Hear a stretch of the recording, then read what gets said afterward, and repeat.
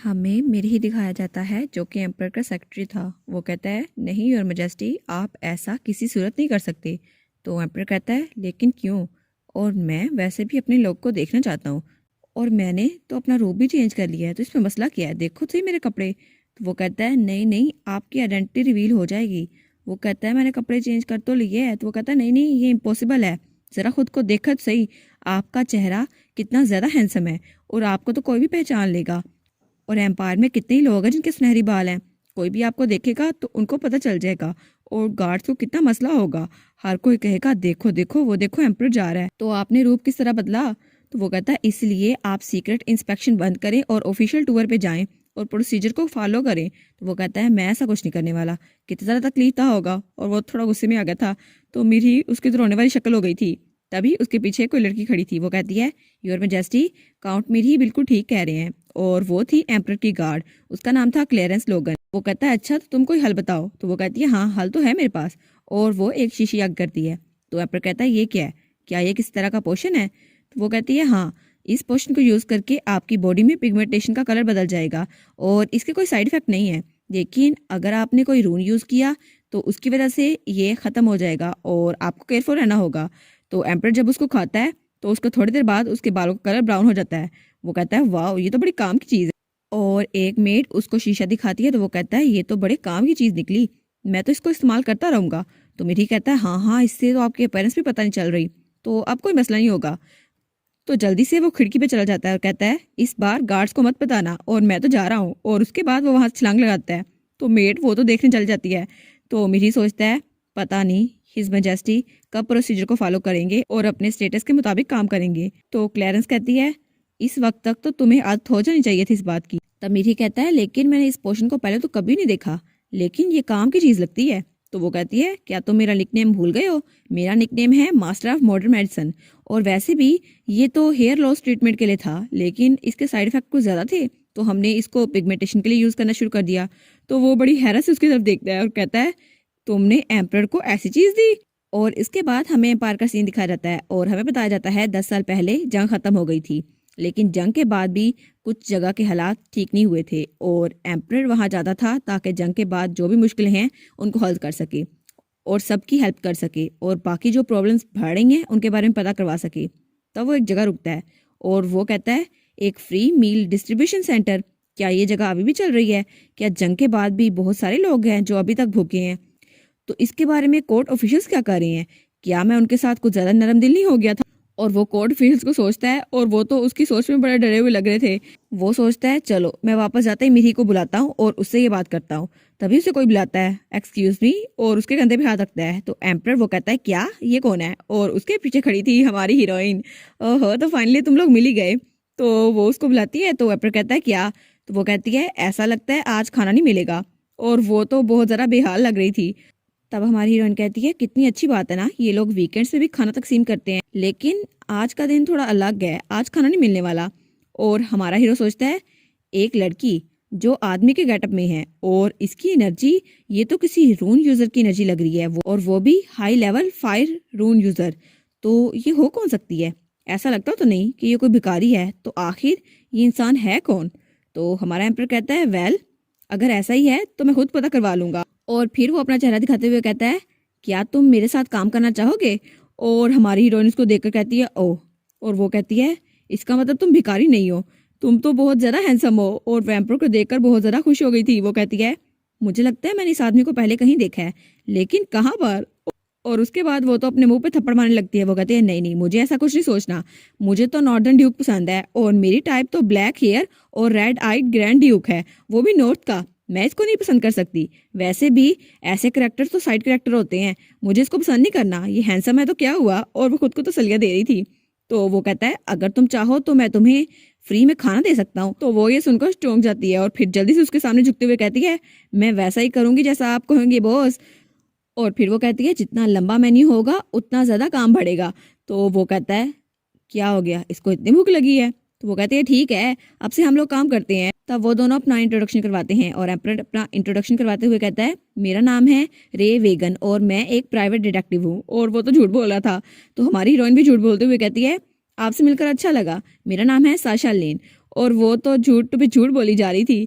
और उसके बाद वो कहती है, अच्छा डिटेक्टिव, अब हम क्या करें? आपने मुझे कोई काम देना था ना। तो वो एक आदमी की तरफ इशारा करके कहता है, वो आदमी देखो मशकूक लग रहा है, और वो तो चीटिंग कर रहा है अपनी वाइफ पे, हमें उसको पकड़ना होगा। तो वो कहती है, वाह ये तो एक बुरा आदमी है, मैं तो उसे पकड़ के रहूंगी। तो वो जल्दी से भाग के जाती है और कहती है, मैं उसको पकड़ के लाती हूँ। वो कहता है, हाँ साशा जाओ। और उसके बाद वो लोग एक गली में पहुंच चुके थे और उस आदमी पे नजर रख रहे थे। तो वो पीछे मुंह करके उसको चुप रहने का इशारा करती है। और फिर बड़ी पुरजोश थी, वो कहती है, आज तो मैं इसको पकड़ के रहूंगी।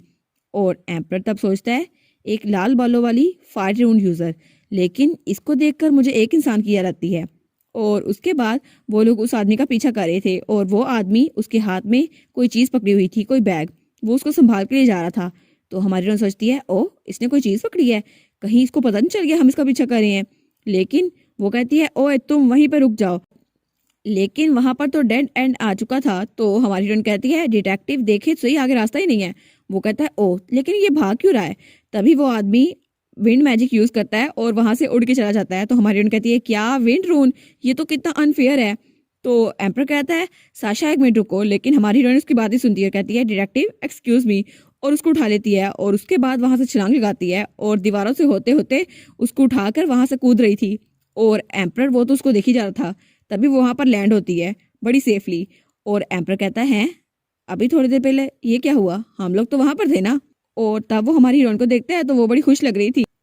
तो वो उसके सर पे टैप करते हुए कहता है, वेल डन, तुमने अच्छा काम किया, तुम तो एक अच्छे इंसान हो। तो हमारी हीरोइन, वो तो बिल्कुल पपी बनी हुई थी, वो कहती है, हाँ हाँ देखा कितने काम की हूं मैं। तो हमारा हीरो सोचता है, रोन मैजिक यूज हुआ है तो इसका मतलब है वो कोई क्रिमिनल नहीं है, लेकिन अब मैं यहाँ आया हूँ तो उसको पकड़ के रहूंगा। तो हमारी हीरोइन कहती है, वो देखो वो वहां पर गया। और तभी वो एक बिल्डिंग के अंदर दाखिल होता है। तो हमारी हीरोइन कहती है, वो तो एक बिल्डिंग के अंदर चला गया। तो वो वहां रुकते हुए कहती है, ओ मुझे लगता है ये उनकी मीटिंग की जगह है, तो हम लोग उसको पकड़ सकते हैं। तो वो कहती है, लेकिन यहाँ पर किस तरह के फेयर्स होते हैं?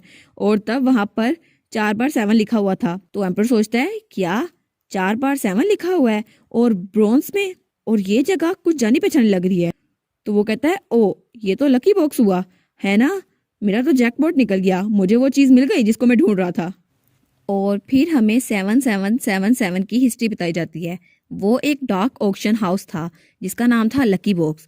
और उसमें क्लाइंट की रिक्वेस्ट पर बहुत सारी चीज़ें इकट्ठी की जाती थी, और चाहे कितना भी टाइम लग गए वो चीज़ें इकट्ठी करके क्लाइंट को दी जाती थी। और ये इलीगल था, लेकिन बहुत सारे लोग इसको अटेंड करते थे और वो अपनी क्लाइंट की 99.96 चीज़ों को पूरा करते थे। और ये एम्पायर में सबसे बड़ा गिल्ड था, लेकिन ये था तो इलीगल। और तभी वो आदमी वो दरवाजा खोलता है और अपने साथियों के पास जाता है। तो उसके साथी कहते हैं, क्या हुआ, तुम बहुत जल्दी में लग रहे हो, क्या कोई मसला हुआ है? वो कहता है, नहीं नहीं, कोई मेरा पीछा कर रहा था, लेकिन मुझे लगता है मैंने उसे जान छुड़वा ली है, इसलिए फिक्र करने की जरूरत नहीं है। तो वो कहता है, लेकिन उससे भी ज्यादा इंपॉर्टेंट बात, और उस बैग को वहां रुकता है और कहता है, मुझे वो मिल गया, मुझे जैकपॉट मिल गया, जिस चीज की हमें जरूरत थी वो हमें मिल गई है। हमें एम्पर के खिलाफ एक असैसिनेशन प्लान के बारे में जानकारी मिल गई है। और उसके बाद हमें हमारी हीरोइन दिखाई जाती है जो कहती है, क्या आपने कहा मैं इसके साथ इन्वॉल्व ना हूँ? तो वो कहता है, हाँ बिल्कुल, मैं इसको खतरे में नहीं डाल सकता, मुझे लगता है इसको मार्शल आर्ट नहीं आता, तो मैं इसको खतरे में नहीं ले जा सकता, वैसे भी इमरजेंसी है।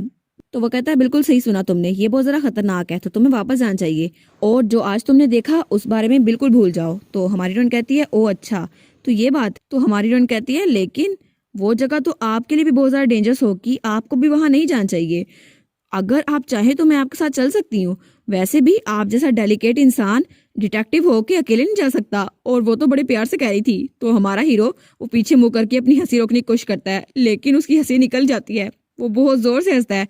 तो हमारी उन कहती है, ये इसको क्या हुआ, ये हंसी क्यों जा रहा है? तब वो आगे आता है और उसके सर पे हाथ रखता है और कहता है, साशा। और फिर वो कहता है, अगली बार जब हम मिलेंगे तो मैं तुम्हें मीट खरीद के दूंगा, तो तुम फिक्र मत करो, और अभी के लिए वापस चले जाओ। और ये कहकर वो वहां चला गया था और हमारी हीरोइन वहीं खड़ी रह गई थी। और तब वो अपने सर पे हाथ रखती है और कहती है, क्या उसने ये अभी क्या किया, और मेरा दिल इतनी तेज से क्यों धड़क रहा है? और उसका चेहरा भी लाल हो चुका था। और उसके थोड़ी देर बाद हमें ऑक्शन का सीन दिखाया जाता है जहाँ बहुत सारे लोग बैठे हुए थे। और तब वहां पर होस्ट आता है और कहता है, लेडीज एंड जेंटलमैन, और उसके हाथ में एक मैजिक का माइक था। वो कहता है, आप लोग का यहाँ पे आने के लिए बहुत ज़्यादा शुक्रिया। और फिर वहां पर बहुत ज़्यादा रश लगा हुआ था और दूर से खड़ा उन्हें कोई देख रहा था, और वो था हमारा एम्पर। और उसने तो उस जगह के मास्क वाले आदमी को गिरा के पीछे बिठाया हुआ था। वो कहता है गार्ड्स तो इस जगह को ट्रेस नहीं कर पा रहे थे, लेकिन मेरे लिए तो कितना इजी हो गया, अचानक वो मुझे मिल गया। वो कहता है ठीक है, अब ऑक्शन शुरू होने वाला है। और वहाँ ऑक्शन के लिए 3 चीजें लाई जाती हैं, एक था घोड़ा और दूसरा था एक लड़का और तीसरी कोई चीज थी। तो वो कहता है सुमा मिक्स ब्लड। और दूसरे नंबर पे है डिजर्ट का टीयर, एक ब्यूटी जो फॉरेन लैंड से आई है, एक स्लेव बॉय, और फाइनली दिखाया जाता है एम्पर क्राइसिस।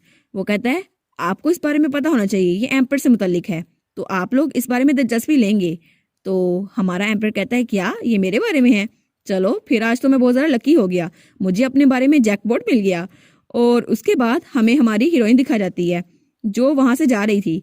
वो कहती है आज मैं उम्मीद कर रही थी मुझे गोश्त खाने को मिले, लेकिन चलो खैर है। और तब वो हमारे एम्पर के बारे में सोचती है। वो कहती है वो तो कितना ज़्यादा हैंडसम था, अगर नॉर्दर्न ड्यूक मेरी चॉइस ना होता तो वो ज़रूर होता। और वो सोचती है वो कितना ज़्यादा लाइट और थिन था, उसको तो मैं आराम से उठा पा रही थी, लेकिन सिलिसिया मैं तो खुद बहुत ज़्यादा स्ट्रॉन्ग हूँ। और वो तो रून भी यूज़ नहीं कर पा रहा था, मुझे तो उसके पास एनर्जी भी फील नहीं हो रही थी, हालांकि यान ने अपनी एनर्जी खुद छुपाई थी। तो वो कहती है अगर उसे किसी ने पकड़ लिया और किसी अफेयर पार्टनर ने पकड़ लिया, वो तो उसकी जान निकाल देगा, और वो तो इतना नाजुक सा है, उसको तो कोई जान से मार डालेगा। तो वो वहां जाते हुए पलट जाती है। वो कहती है नहीं, मैं उसकी जान बचा के रहूंगी।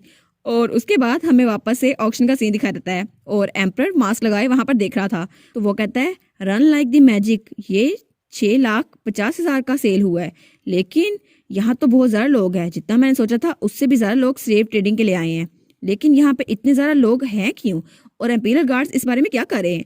मुझे इसको खुद सॉल्व नहीं करना चाहिए, मुझे लोग को बुलाना चाहिए। लेकिन तभी हमारी हीरोइन उसके पीछे आग खड़ी होती है और कहती है ओ तो ये है फेयर सीन। तो हमारा हीरो उसको देखता है और कहता है क्या ये यहाँ पर क्या कर रही है? तो वो कहता है शाह तुम यहाँ पर क्या कर रहे हो? तो वो कहती है मैं तो फिक्रमंद थी डिटेक्टिव आपके लिए, इसलिए मैंने आपका पीछा किया। वो कहता है लेकिन गार्ड्स इतने ज़्यादा थे, तुम पे किसी को शक नहीं हुआ? वो कहती है वो तो बहुत ज़्यादा कमज़ोर थे, मैं तो बस आराम से यहाँ पर आ गई हूँ। तो वो कहता है अच्छा। तो फिर वो आगे देखते हुए कहती है लेकिन अंदर का सीन बाहर के सीन से कितना अलग है, और बाहर तो बिल्कुल शैबी सी जगह थी, यहाँ देखो कितनी ज़्यादा अच्छी चीज़ें हैं। तो वो कहता है ये इडियट है क्या, इसको पता नहीं चल रहा।